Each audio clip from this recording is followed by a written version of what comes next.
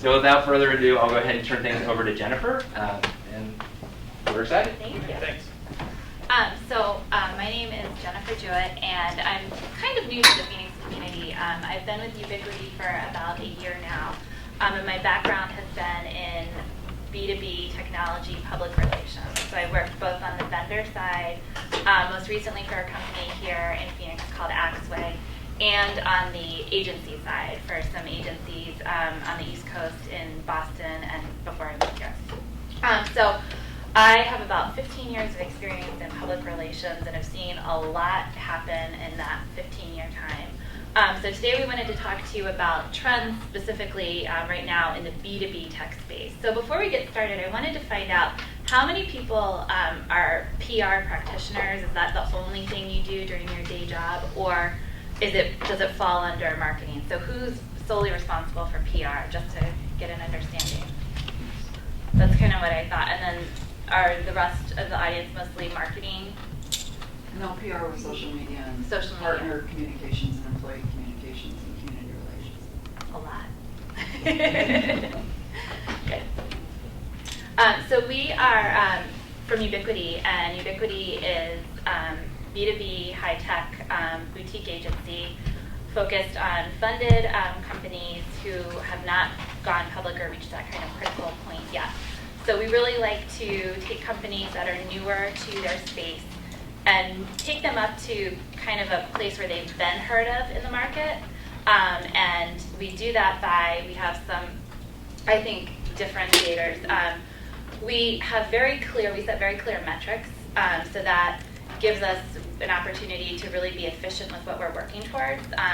We will say we are going to secure X amount of hits for you this quarter and understand how that's going to happen. We know the right people in the space, and we have proprietary software that helps give us that data in order to set those metrics. So that's enough about Ubiquity. Yeah, a little bit about myself. Like Matt said, I worked for about 12 years at the Phoenix Business Journal, most recently as their digital editor. So during the time I worked there, I was what you'd consider a traditional kind of old-fashioned newspaper writer when I started.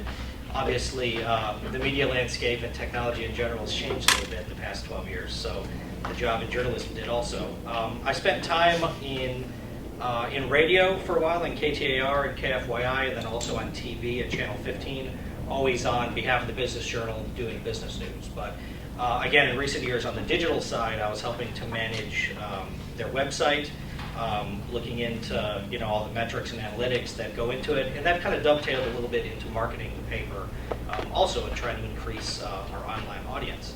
So I've been with Ubiquity now for not even a month, but decided to make the change for several reasons. The top one being looking for a new challenge, and kind of being able to lean on the experience I had, particularly in covering technology to help the kind of clients that Ubiquity focuses on, which are those high-tech B2B kind of clients. So, and that's part of the reason Adam is here today. As we're talking about trends, we wanted to really look at this and say, okay, from a PR perspective, here's what we're seeing.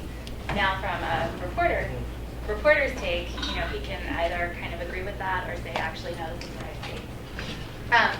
So the first one, to get started, just some common, I think, myths or misconceptions about public relations.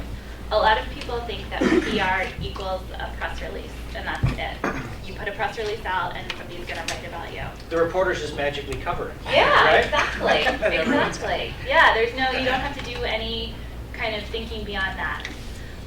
Well, there is a lot more involved in public relations than just the press release. There's a lot that you have to plan for leading up to that point, but then there's a lot of work that happens after that as well. This is probably my favorite one, that when we talk to prospects, it doesn't matter what kind of company they are, how big or how small they are. They want to be on the front page of the Wall Street Journal above the fold. And that's easy to come by, first of all. Second of all, I think it's important to understand that while the Wall Street Journal is a great publication and it's not a bad place to be, there's also really an important part that you have to remember to think about where your audience is. What are they reading and what's most important to them? what's going to end up driving traffic and eyeballs back to your company and give you the brand awareness that you want. The next one is that public relations is impossible to measure. And a lot of people think, oh, you can't really measure it. You can't say if, I've done X amount, so it's good. You get a feel for how good it's going. You know if you're seeing the right stuff come in. And while you do want to get a good feeling from what you're reading, you also want to make sure that you are looking at what the program goals are, how you're going to get there, and what steps you need to take to get there. And if you're not getting to where you need to go, what can you do to fix it? This is a favorite in the way the public relations and the media landscape has changed in the past several years. Reporters are no longer the only way to get your news out there. There's a lot of different avenues, influencers that you need to think of and remember. And then finally, you want that hit in the Wall Street Journal to happen tomorrow, and you have to be realistic that there's a lot of work that has to go into this. It's a very strategic process. It's a fun process that will have a lot of rewards, but you do have to really plan it out and understand the audience that you're going after and how you're going to get there. All right, so to dive into to the first one a little bit, to talk about fragmentation. There's been an interesting shift in the news, particularly over the past decade. I mean, it's no secret that print editions of newspapers obviously are struggling. You hear about layoffs and papers going away and downsizing. And you also hear about challenges that broadcast, especially local news faces in the long term. What's the future of that? Those challenges are all very real and they're all very difficult. However, what hasn't changed, what's actually flipped on the other side, is that the desire for news and the consumption of news, particularly because of social media, is higher than it's ever been. That demand is voracious, and it's helped to spur these endless industry blogs, other publications. You look even at, say what you will about the culture of the 24-hour news cycle in cable TV, but it is literally unending these days. To be able to feed that is a big challenge. There's more opportunities than ever before. You just got to think about them a little bit differently than you have, like you say about the front page of the Wall Street Journal isn't necessarily the holy grail for everyone anymore.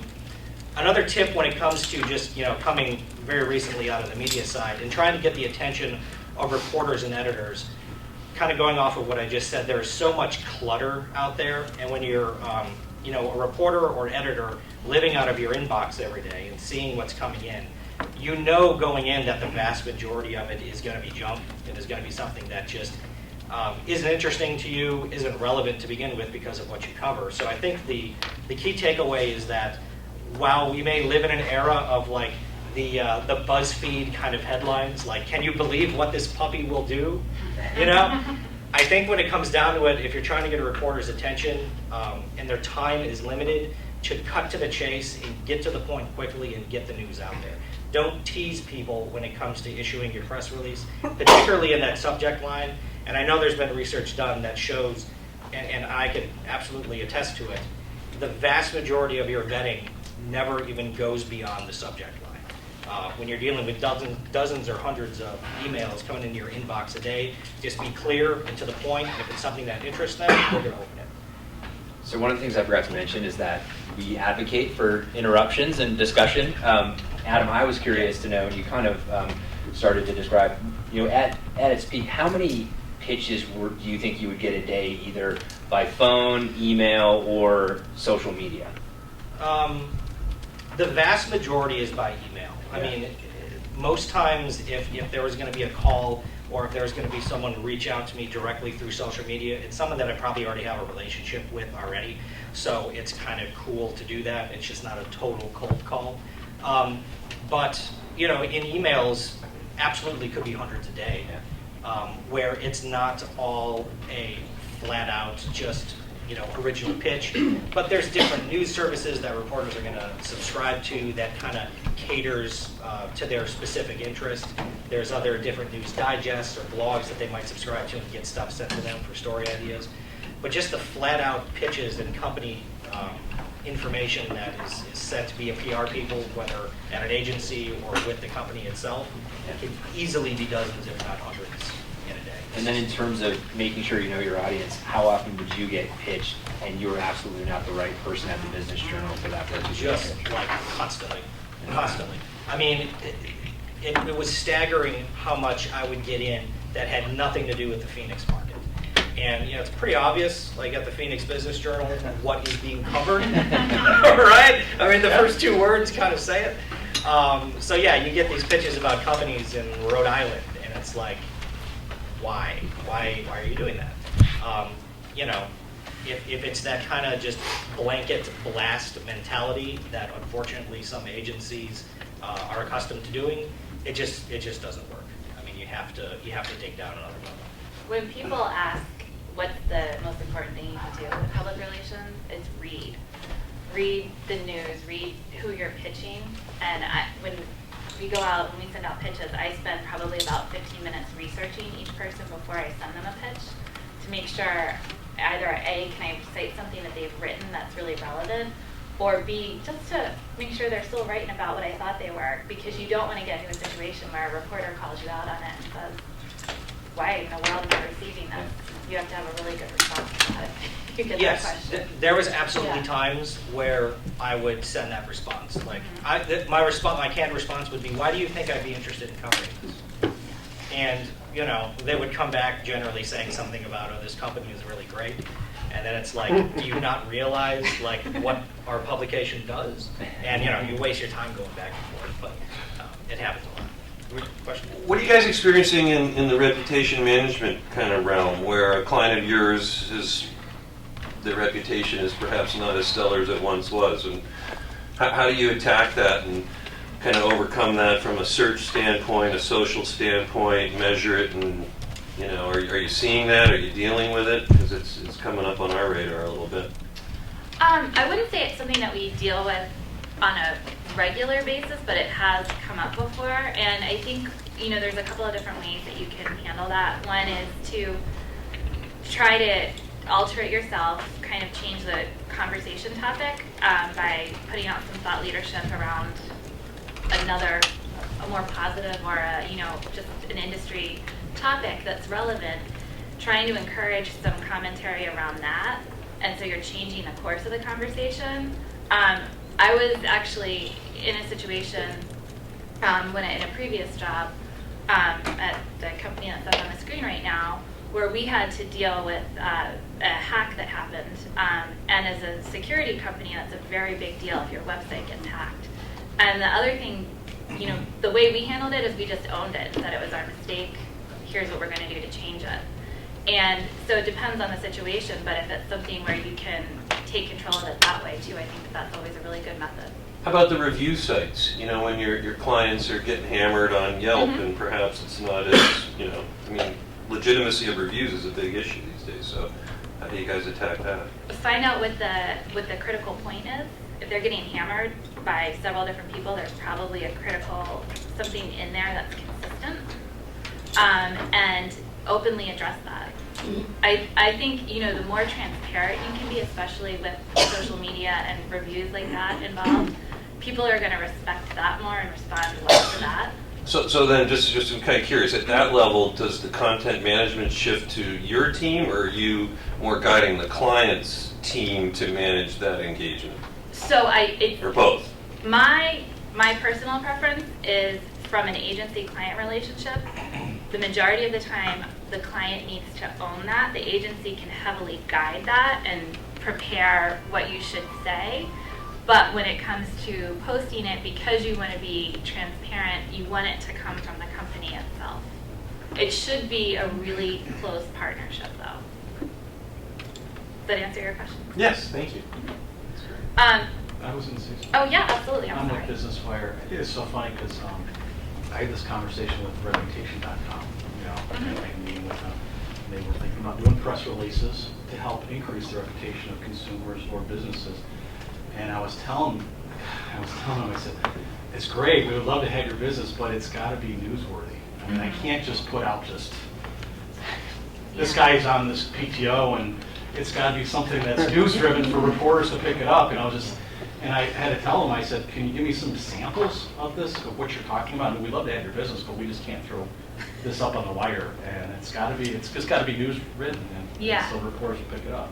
Yeah, I mean, a lot of times clients will say, can we want to put a press release out on, the fact that we put a new sign up in our building, or we rebranded our logo. Yeah. And you have to, there's ways that you can promote that. You can write a small blog post about it, put a picture up, there's other methods to get that out there. But a press release, goes back to a press release. PR does not equal news. Press release does not equal news. I see a lot of releases when companies move locations. Mm-hmm.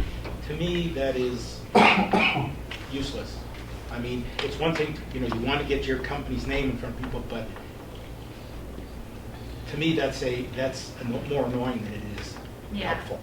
The only way, I mean, that could be useful if you're like a real estate kind of publication that is on top of those sorts of, just people moving around town, new leases and that sort of People stuff. reading it would be interested in that. Yes, exactly. It's like a super targeted thing, and that's the Right. only, elements to that. But it's like you said about like the new sign or the redesigned website. It's like, Yeah. great. That's what it reminded me. That's good for you. It's not relevant to me. Yeah. Sometimes if a client really is persistent about wanting to put out a new office announcement, that's something that we could say that goes on the website only. We're not going to pitch that, but we can write a short alert and put that up on the website. So meet in the middle sometimes. When I was at Kaspersky is an antivirus software company. They are based in Russia, so it's really fun to do PR for a Russian company. But the company, they've had both an enterprise audience and a consumer audience. And we were mainly focused on the enterprise audience with this project. We, with all the fragmentation that was happening in the media, this was back in about 2009, we figured out a way that we wanted to address this from a corporate standpoint. And there's a lot of opportunities that companies can do similar things. We were great admirers of the Huffington Post and wanted to take kind of the Huffington Post approach of aggregated and original content to the security space. From Kaspersky's perspective, there were three main goals for doing this. One was to help for the greater good of the community, to help spread awareness of the threats that exist in the security space and what you can do as a company to keep your company and your employees safe. The second was advertising. Kaspersky is a sole advertiser on the site. And the third was, it was an incredible public relations opportunity. This is an example of an owned media site where Kaspersky owns the content on there. We hired a couple of reporters from the security space to run the site. And within, I think about 3 months, we did have mentions in the Wall Street Journal, on NPR, and in the Huffington Post about what the site was doing. So that's one example of how organizations can capitalize on how the media market is shifting. There's a lot of other ways that you can do that as well, but we just wanted to show that. The second topic that we addressed is around partnerships. And when you are thinking of putting out a press release, for example, what's going to be compelling within that? What's going to get people interested in that? A lot of times, adding someone else to the conversation. So the focus is not just on the company and the product that you might be pitching, but you're adding in a customer example. If your customer's too hard to find, maybe there's an analyst that you can cite in there. Maybe there's a partner that you can talk about within the press release, so that there's more to the story than just your company. You're kind of packaging up more of a bigger opportunity for a reporter to write. Yeah, that's a key thing for the reporter. If they get something in like that they can tell just isn't the obvious self-serving, we have this one thing going on at this one company. But if it's a bigger trend piece, and if it is potentially even one of their own clients' success stories, like in an industry, and they help them along there, then it kind of, as a reporter, kind of opens the door for you to go look at this industry, and maybe whoever your client is, they may be quoted just as a reference, as like a kind of a third-party source on a different story about a different topic. But positioning your clients as experts in the field and not always having it be completely about them is oftentimes a way to endear yourself to reporters, because they just don't want to be, like force-fed all this stuff that is just so like singularly focused on a company. It's pretty rare that even in the business media, you see a lot of stories that are just about a company and no one else is talking about. I mean, you're going to get the industry sources, clients, experts, that sort of thing. So it's a big help. So there is PR agencies and people who practice PR internally as part of a marketing department should measure what they're doing. You should figure out, what the campaign is, what the overall goal is, if it's looking at it on a quarterly basis or on a annual basis, whatever it is, you should be measuring it, and you should be going back in and reevaluating your success around that. One of the ways that we do that is we have a proprietary piece of software that was developed by our founder, Ali Sachs, called Iris. And so we use Iris to look at, and this gives us a clear dashboard to say, what has the activity been this month? What has my team been pitching? What's our success rate? What awards have we submitted? So that if a client calls me and asks me a question about something, I have a very clear way to go in and say, this is exactly what's been going on. I'm just curious, what's your experience integrating clients into that dashboard with their own systems and their business intelligence? And I'm sure they love this if they don't have something, but what do you do when you're trying to, they have something they like, you're trying to integrate with a client to... Well, we would understand what their needs are. Yeah. We wouldn't necessarily integrate this into their existing dashboard, but we would understand what they want to measure and provide a report that we pull from Iris to map back. And they're feeding part of the data into your model, or unless they subscribe to it, they're not feeding anything into it. The only thing they would do is if we were collaborating with their in-house PR team, where perhaps they would use our PR software as a CRM to make sure that we're not double pitching a certain media member. And then also if they achieved a certain result through their pitching efforts, they would want to track it within our software as well, so that we have a full picture of all the success we're having as an integrated team. Not all of our clients have in-house PR teams, and so it doesn't come up with all of them, but a handful of them do, and so that's how we integrate. And then social, you can measures for social, measure for traffic, measure that fits into these KPIs, or? This doesn't go that in depth. Okay. This looks at more of our activity, the pitches we've sent out, Got it. the placements that have been secured. If we could put in a social mention as a win in here, but we would have to put it in ourselves. So it's activity-based, like your line items, cold call, direct mail, that's really, you're reporting activities that you've generated? Okay. Exactly. I view it as an internal performance management tool, Got it. as opposed to a media monitoring kind of Yeah. tool or a Radian 6 or something like that. Does it help with retention, customer client retention? Justifying fees, I imagine, Yes. showing them what Yeah, they're getting? absolutely. It helps with Yeah. sales and it helps with client Yeah. retention. Good. Yeah, it gives us, just from an internal team aspect, a very clear picture. We don't have to base our work off of Excel spreadsheets. We can say, I know that Rebecca pitched this person last month and she had great success with it, so instead of trying to go out and break into him myself, I'm going to ask her to connect with him. Now, this is one way to measure. There are, Business Wire, for example, provides measurement reports after you issue a press release to see the reach that the press release received. So there's a lot of different information that you should be looking at as an agency. It's extremely important to make sure you're taking all of that into account. And we also have social media monitoring. And social media monitoring. Can I have a quick question? Could you just clarify the email? I mean, I don't know what you mean by that. So in the campaign statistics, this means that there were 37 emails sent out. So 37 email pitches we sent notes. You sent out. Mhm. Okay. For a single campaign. Right. No, I just didn't understand if that was something the company received as a result of the PR that went out, or if these are stats that you did for These your are stats. So this is obviously just Right, and not that's a- an example, yeah. but I didn't understand what the email was. Yeah, so then we could look at that to say, okay, out of 37 emails, we had 10 responses, 10 conversations set up with 7 pieces of coverage resulting. Got it. And you have to put that information in manually, this is the number of responses you got back? Yes, Okay. yeah. So it's all tracked through an email code, but then anything that results from that, we have to put it in manually. For now, it's a new piece of software and it's Yeah. getting better every month. Yeah.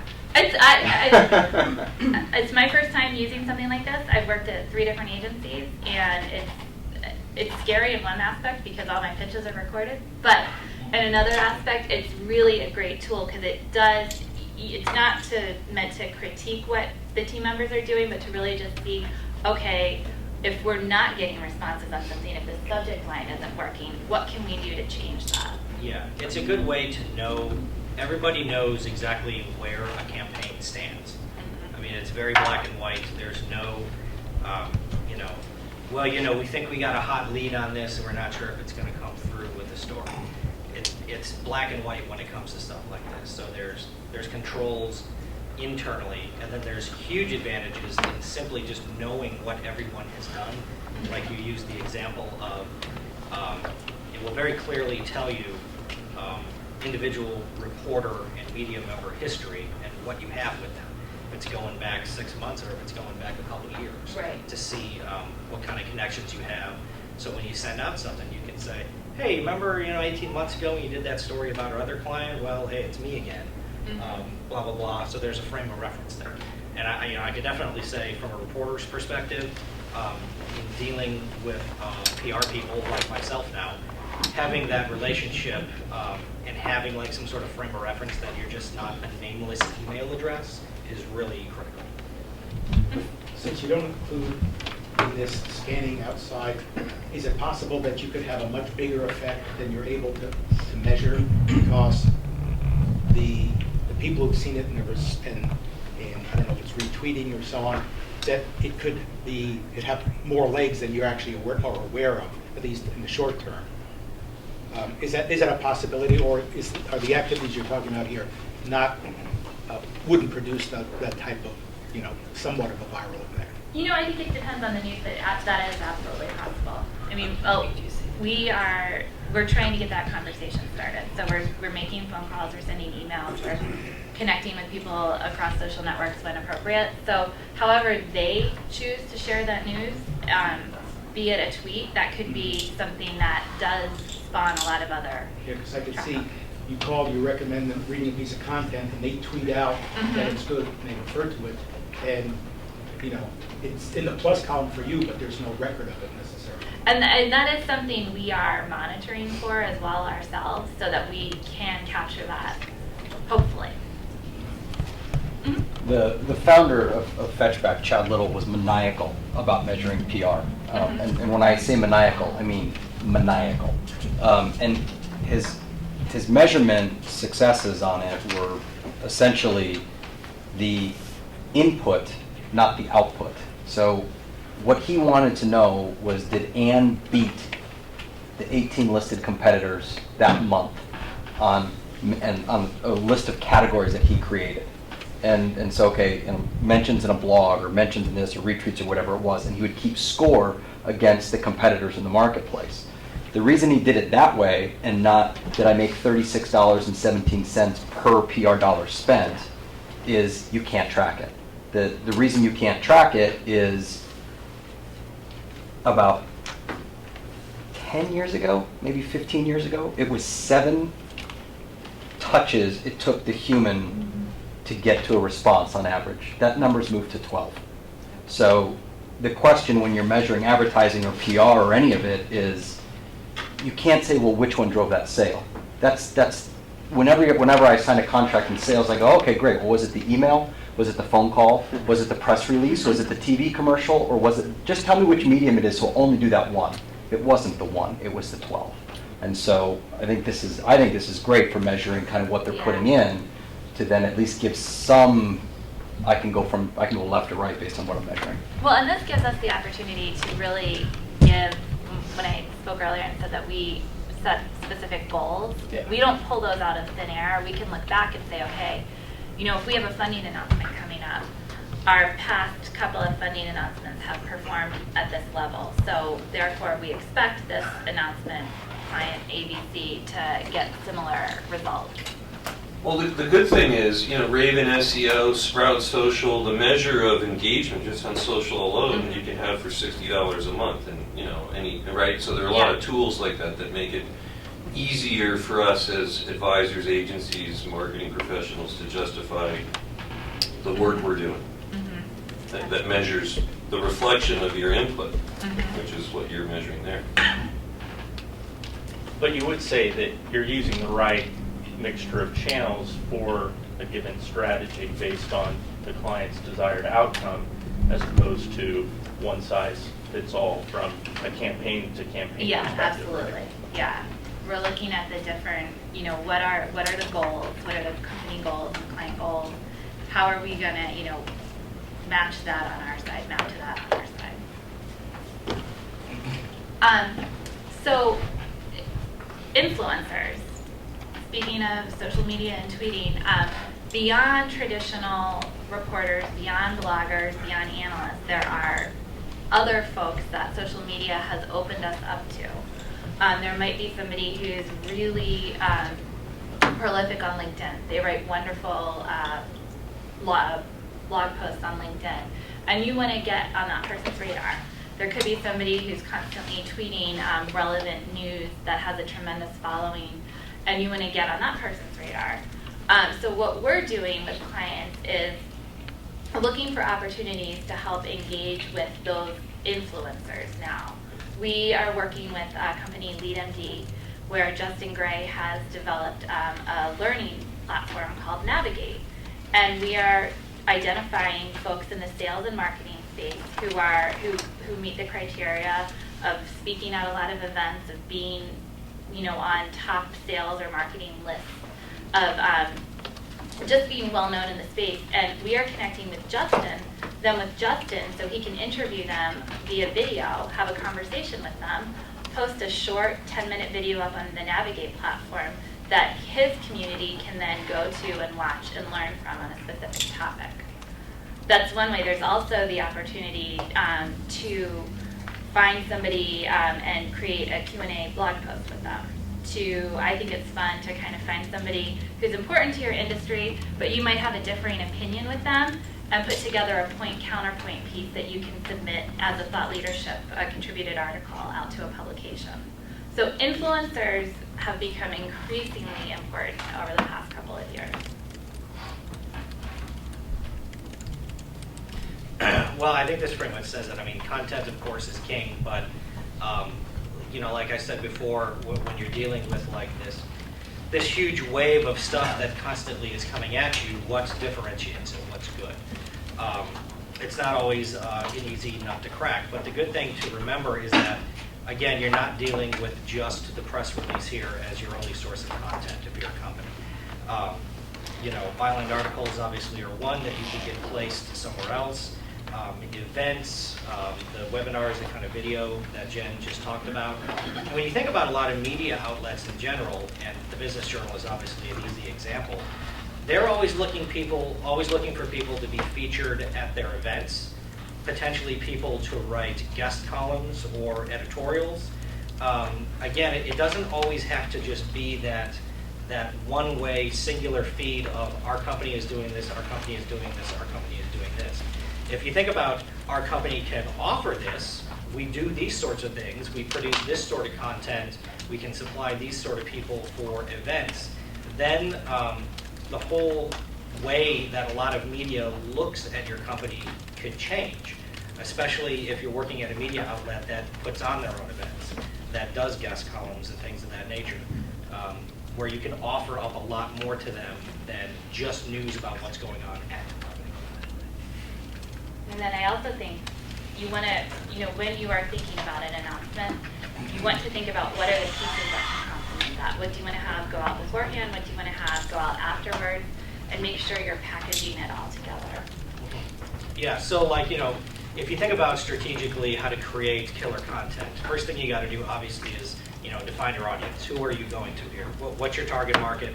What's the sweet spot that you're trying to hit?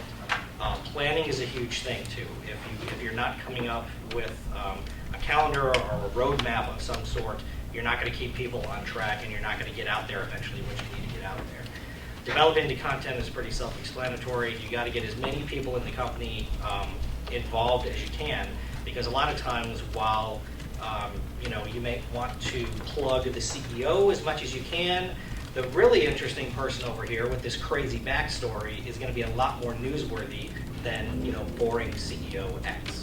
If you have some amazing veteran who is actually the founder of this company and now he's just an advisor, but you can tell that whole backstory of how it started. That's the kind of meat that reporters want to get to. When distributing content too, you have to, again, know your audience, figure out exactly who you're targeting and get to them. And then finally, where Iris plays in a little bit is reporting, optimizing it, and then repeating it. If it works, keep doing it. If it doesn't work, stop and try something else. How are you guys balancing curation of content with your own content? Client side or agency side? Clients come first. Yeah, but like curating content as opposed to content that the client's generating, right? What are you seeing is more of more interest? What's getting more engagement and traction? Because curation's a pretty significant element now.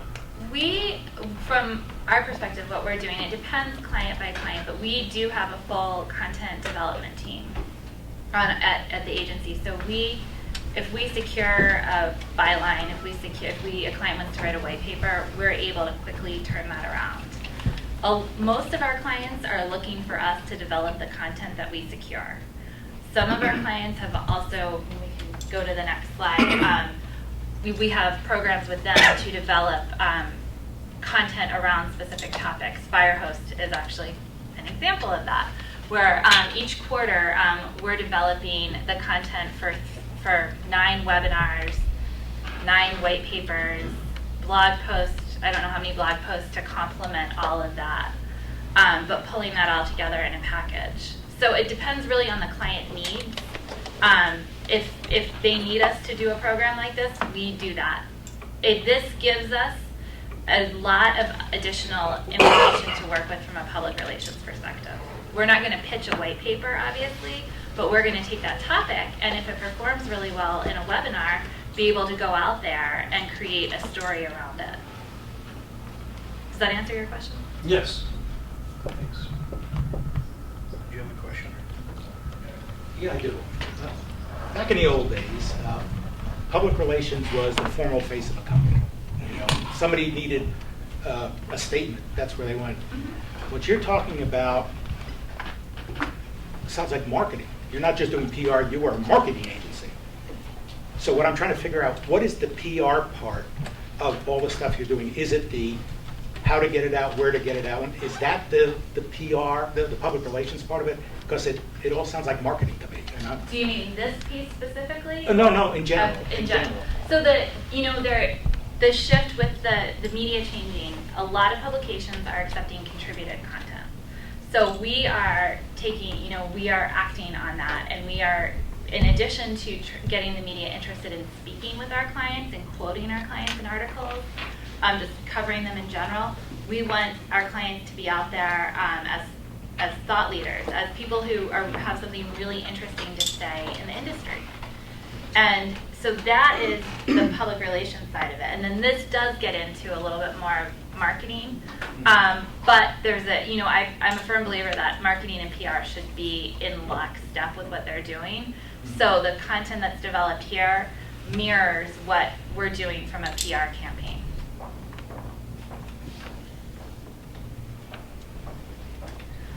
So then just to recap what we talked about, PR is a lot more than the press release. It's really understanding who your audience is and how you can foster a relationship with that audience and the people that are influencing that audience. And know where your audience is reading, know what they're reading, where they're going, who they're talking to, so you can make really well-educated decisions about how to go after them and reach them. That's still it's a tough base level thing for a lot of clients, especially early on, to get over, is to want to shoot to that highest Wall Street Journal, front page level. But, if you think about more specifically, where your sweet spot is and where you should go.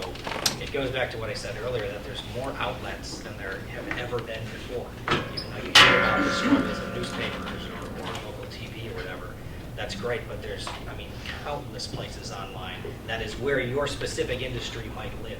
And you might do a lot better there than you would in traditional mainstream kind of stuff. I think to differentiate, though, again, there are a lot the marketing and PR.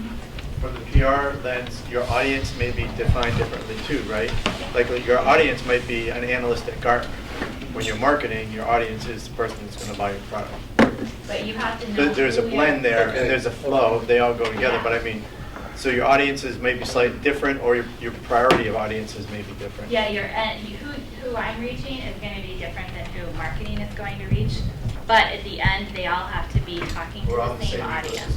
Yeah, and that's important. It's always amazing to me when we speak to prospects and they say, "Oh, well, we don't really know who our audience is. It's everyone," or we have the same message, but we have 6 different audiences that are important, but we use the same message across all of them.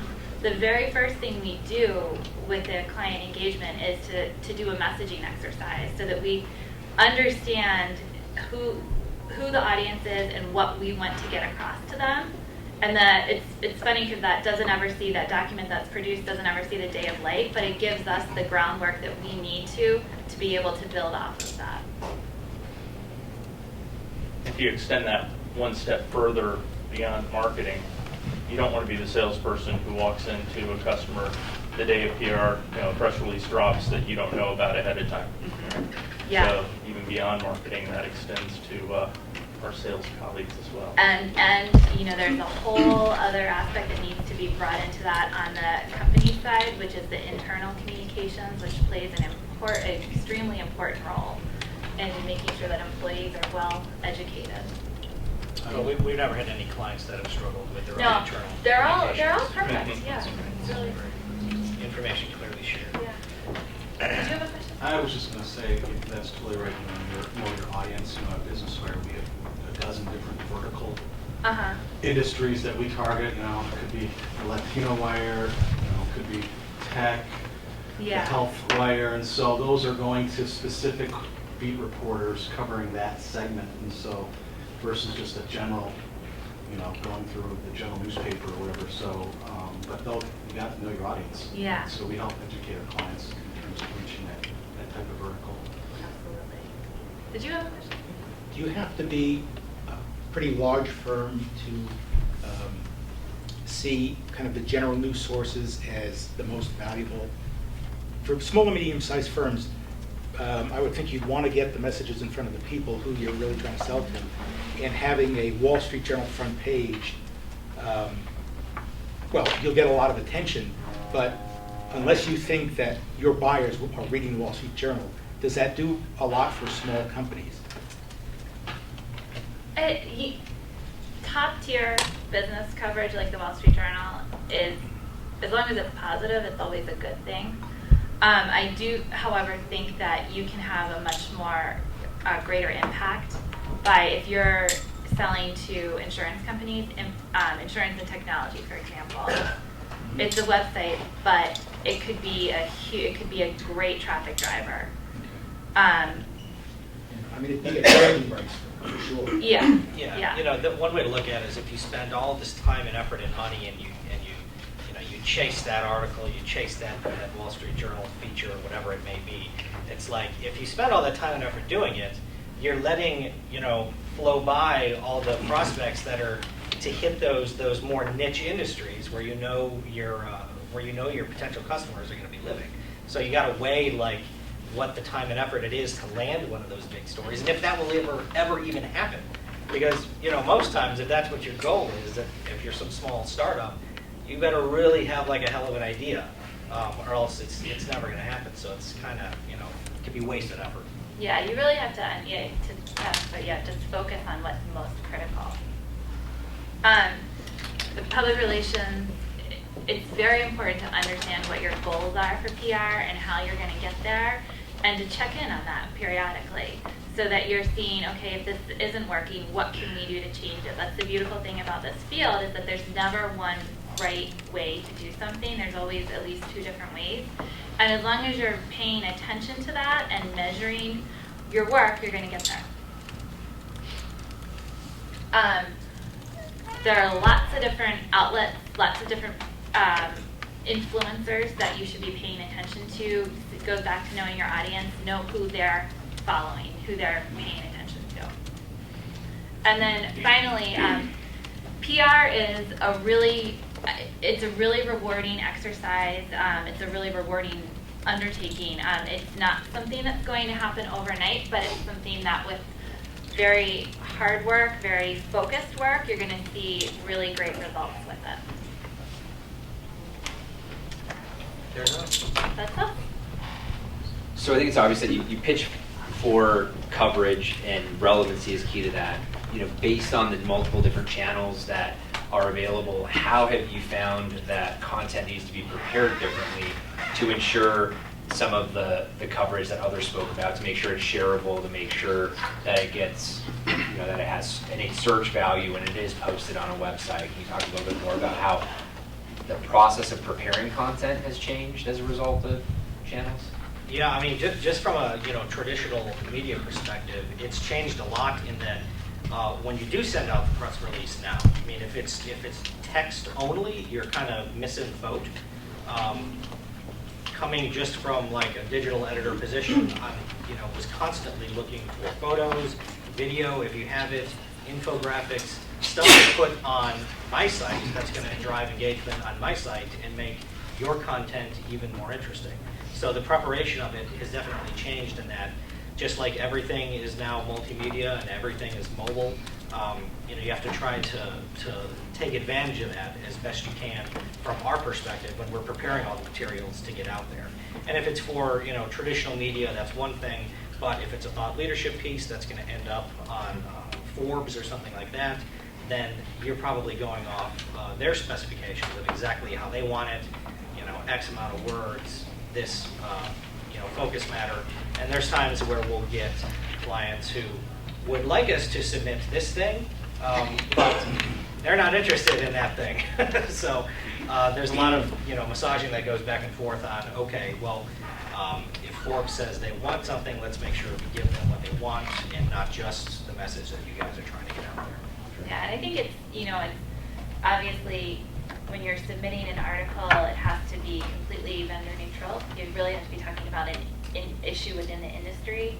And to get there, how do you find out what's most important? Well, as a company, you should be listening to what your customers are asking about, sharing that information with us. What's the biggest pushback you're hearing in sales meetings?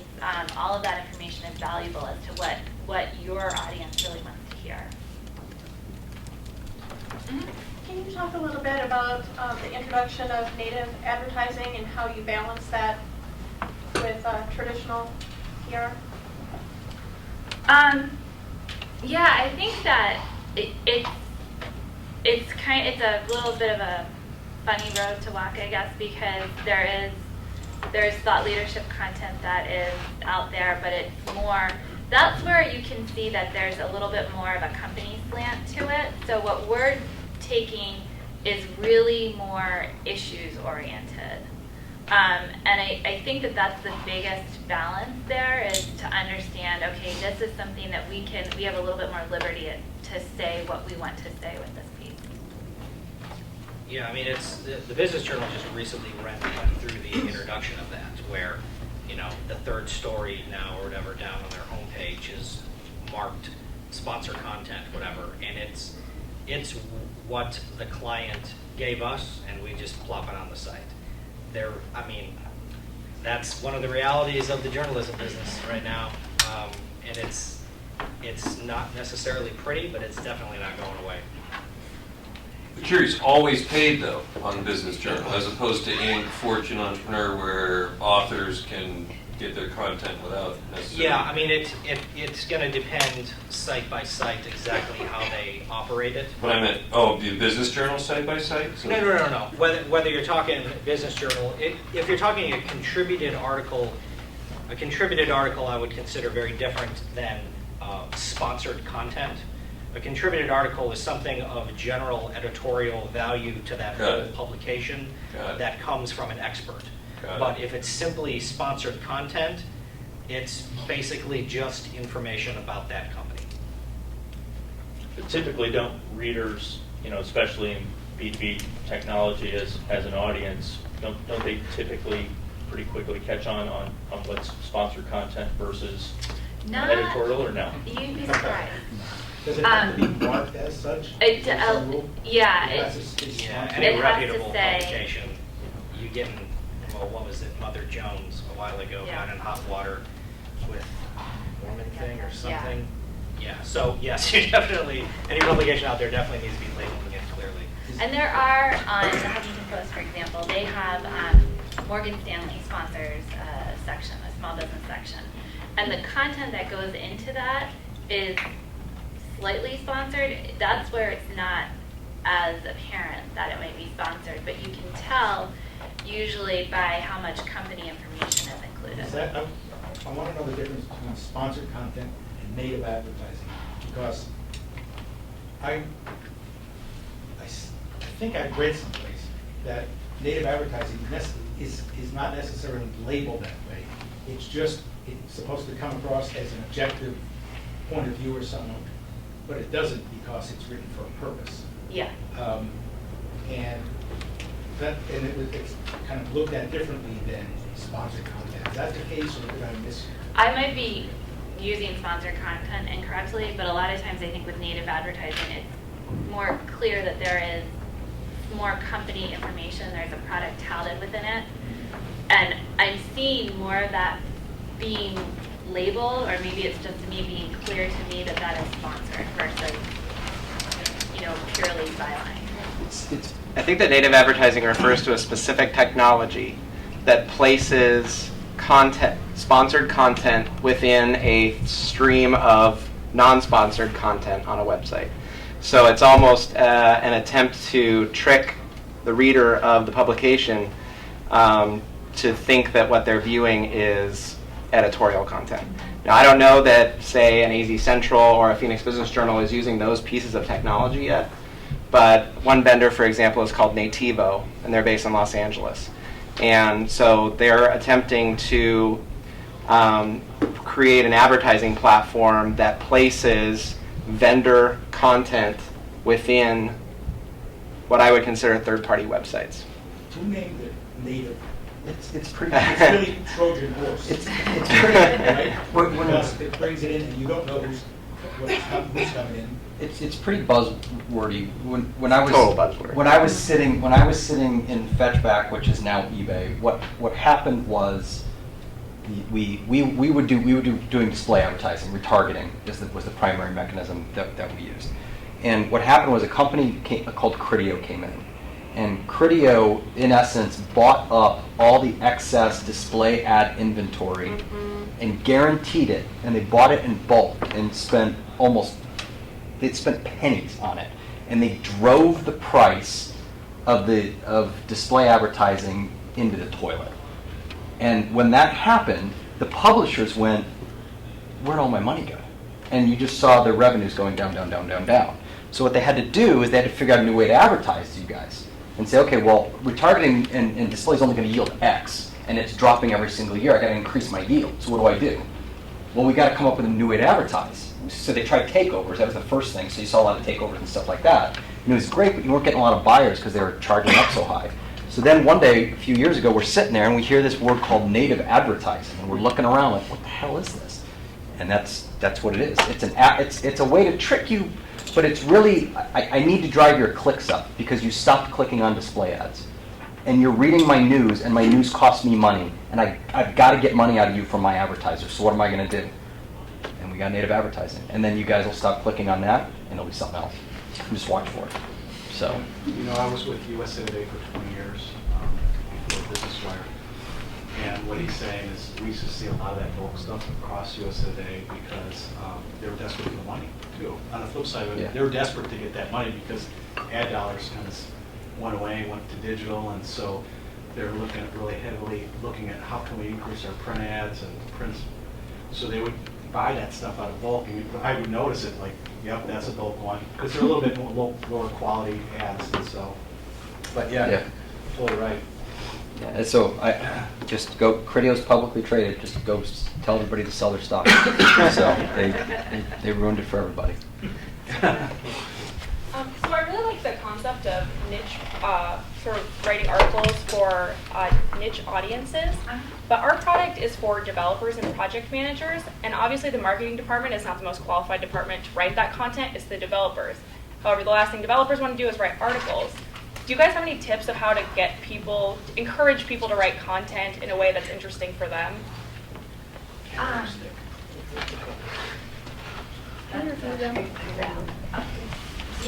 you ever tried interviewing them?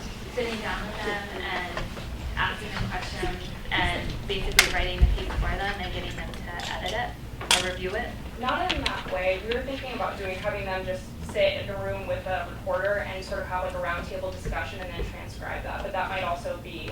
That's another great way. But we've found a lot of times when we have to write an article that we're way not qualified to write, we have to interview the spokesperson, and it takes 15 minutes tops usually. You get the content the information that you need, and you can turn that into an article. And people are always more willing to read something that somebody else wrote for them than they are to actually write it themselves. But I love the idea of setting up a roundtable discussion. Yeah, I'm just curious. I would, as a tip, like I would go into that sort of interview knowing ahead of time exactly what you want to get out of it. And that's like any reporter doing any interview with anyone. Like you're going in with an objective, I need this information, X, Y, and Z. So that way you can kind of like stay focused, especially if you're talking with like developers who are really in the weeds. You don't have to like be that deep in there with them, because it can be a scary place, especially if you're the one turning around and having to like translate it into English. So just know what you want going in. I was just curious, when it comes to, for example, B2B lead gen kinds of campaigns and smaller companies where they don't have massive branding budgets, what kinds of content are you seeing getting the most traction? White papers, free video? I mean, because it's really hard to get that B2B, for example, that IT decision maker sitting in his or her office. It's hard to flush them out for lead gen from a content standpoint. So what's your experience recently with being able to flush those people out and get them into funnels? I just had a conversation with a client about this, and I don't personally do a lot of lead gen, but I'll talk to clients about what they're doing. And I think white papers are boring. Who's really going to read a white paper? One of my clients who's deep into the marketing space said that white papers are actually still an incredible lead activity. Video is coming up in anything with an image inside of it. Short video clips, I should clarify that. Nothing that's more than 90 seconds or anything with an image inside of it. But I was surprised at white papers. Haven't we heard that the results on the Firehost program are really effective too, their webinar program? Yeah, the Firehost webinars, there's a white paper component that goes along with that. Automated or live webinars? Live. And Firehost is selling to enterprise IT decision makers, correct?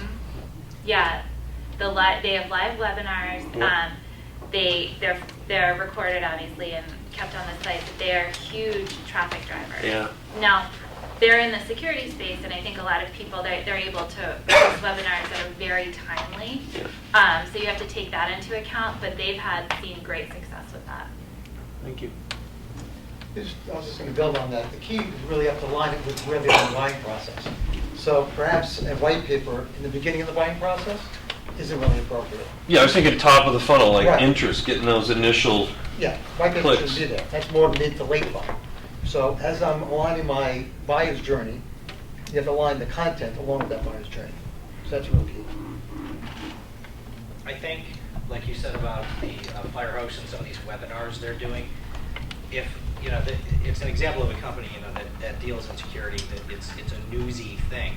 But if you're able to provide that kind of educational content on a high general level where it's going to reach a lot of people, then I think it may speak to kind of what you're talking about in that first stage.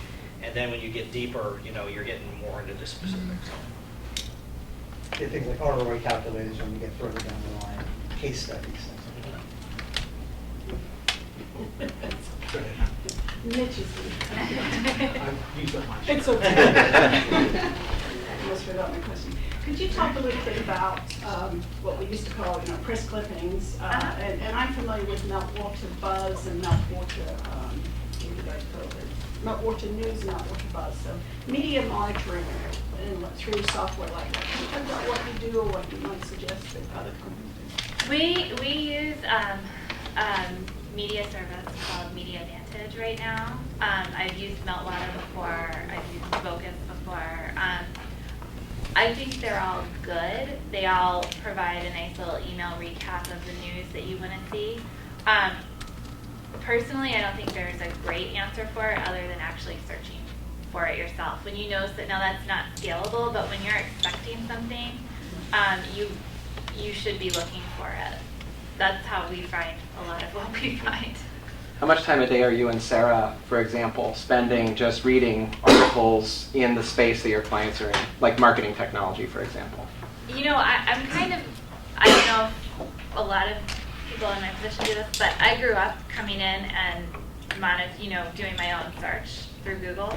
And so I do that every morning. I probably spend 30 minutes more if I can reading what's going on and checking out the websites that are important to our clients right now.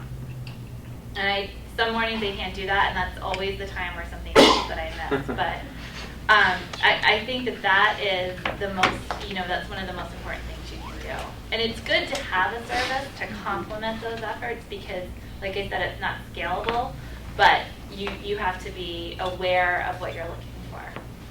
So just as a follow-up, so it sounds pretty basic. Many people do a Google alert, for example, but you've got the delay. So I don't use Google Alerts. They're either I get too many of them, or too late. They're too late. Yeah. In terms of tools, when you're building out like a list of publications or online or traditional ones that you're going to be pitching to, are there any tools specifically that you use if there's like a new vertical, like you're talking marketing technology, you have a client in that, if there's some new vertical that you're going into that you might not know which publications are as relevant, are there any tools that you recommend for that? Or We will, if it's a vertical that we are familiar with, we'll look in Iris to see, because that keeps a history of all the clients we've worked with and the topics we've pitched. We subscribe to a service called Tech News, which is a database, a media database that you can go in, and I happen to really like the way that that's formatted because you can search by topic, you can pull up a reporter, and you can see a list of the articles that they've recently written. So it gives you a really nice picture. We also use Media Source to another service, which is more general. Tech News is focused purely on technology, whereas we need to complement that with more general outlets as well. Any other questions? Anything else you guys want to add? Thank you, guys. All right, thank you so much. If you have any follow-up questions, feel free to talk to Adam and Jennifer. They'll be around for a few more minutes.